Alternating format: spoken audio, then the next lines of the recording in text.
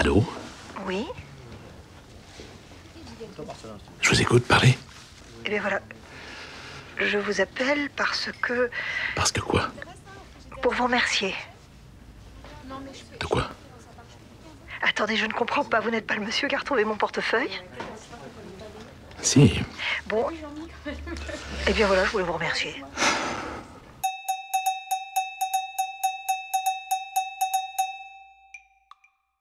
Incident, c'est le titre du film de Christian Gailly qui a donné le prétexte au film d'Alain Resnais, Les Herbes Folles. Et c'est à la faveur d'un incident que se déclenche une rencontre entre Sabine Azéma et moi. Donc voilà, ce mot maintenant sera toujours lié à ce film qui était une expérience nouvelle, une aventure nouvelle, comme toujours avec Alain Resnais. Ah, vitalité, je pense à Alain Resnais. Je ne peux pas m'empêcher parce que c'est un exemple. J'ai la chance maintenant de le connaître sur les plateaux, puis en dehors aussi. Et c'est la vitalité et la curiosité, je ne peux pas m'empêcher d'y associer d'autres mots, parce que voilà, il est vivant du matin jusqu'au soir, mais pas seulement. Il pense cinéma, mais il s'intéresse à tout, et le tout nourrit son cinéma. Duetti, je ne peux pas m'empêcher de penser à Sabine Azéma, avec qui j'ai eu la chance de tourner beaucoup, que ce soit avec Alain Resnais, évidemment, particulièrement, et aussi avec Étienne Châtilliez ou avec François Dupeyron. Donc c'est vrai qu'on s'est croisés. On ne pouvait pas l'imaginer quand on a commencé presque ensemble et que je lui donnais la réplique dans les cours d'art dramatique et au conservatoire.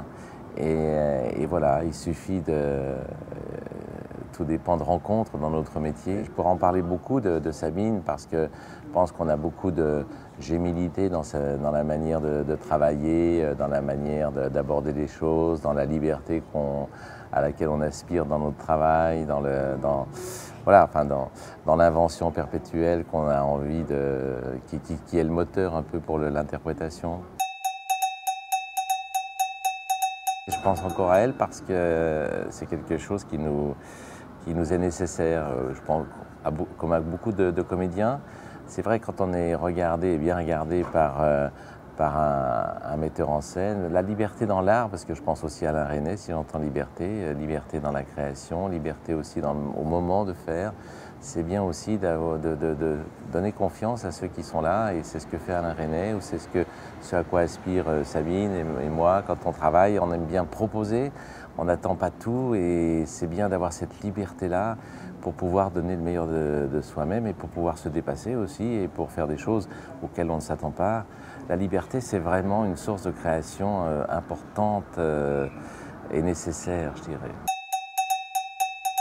Les notes, je penserais plus à la note de musique qu'à la note de calcul, parce que c'est plus lié à l'art, je trouve. Et pourtant, on est dans une époque où on compte beaucoup et où les notes, on les donne souvent. Et on sait bien que dans notre métier, la note d'un jour, la note comptable, efface celle du lendemain. Donc on y est moins attentif à ces notes-là. Par contre, les notes musicales, ça oui, je pense qu'on va dans la vie un peu au gré de l'improvisation musicale aussi, d'un Christian Gailly. Je dis ça parce que bon, il est d'actualité aussi pour nous, puisque c'est un ancien interprète de jazz, et que dans le jazz, quand on y va, on commence et on ne sait pas où on va, et la note, c'est celle qui enchaîne la suivante, et il y a un peu de ce collier de notes qui ressemble à la vie artistique qu'on mène. Le désir, je pense aussi aux Herbes Folles. Le désir, je crois que c'est Alain Resnais qui reprend la formule. C'est un film sur le désir du désir. C'est vrai que c'est des personnages que nous jouons, Sabine et moi, qui sont empreints d'absolu et qui désirent l'amour, et qui aiment peut-être l'amour, et qui cherchent l'absolu en tout cas, et qui ont envie d'aller jusqu'au bout de cet absolu-là. Donc il y a l'attirance pour quelque chose, le désir qui prend toute l'ampleur et toute la place, Évidemment, quand ce désir-là qui se construit sur une photo trouvée dans un portefeuille ou sur un acte ou sur un coup de téléphone qu'elle reçoit et qui prend de l'ampleur et puis tout d'un coup, après, il y a la rencontre avec la réalité et on sait bien que l'affrontement imaginaire et réalité, ben, ça fait des étincelles ou ça crève comme un ballon ou bien ça, voilà, c'est toutes des conséquences aussi qui fait que ces personnages-là qui sont pleins d'imaginaire, on a l'impression qu'ils ne peuvent vivre que là-dedans et voilà, et qu'ils sont attirés surtout par ça et que leur vie est nourrie de ça.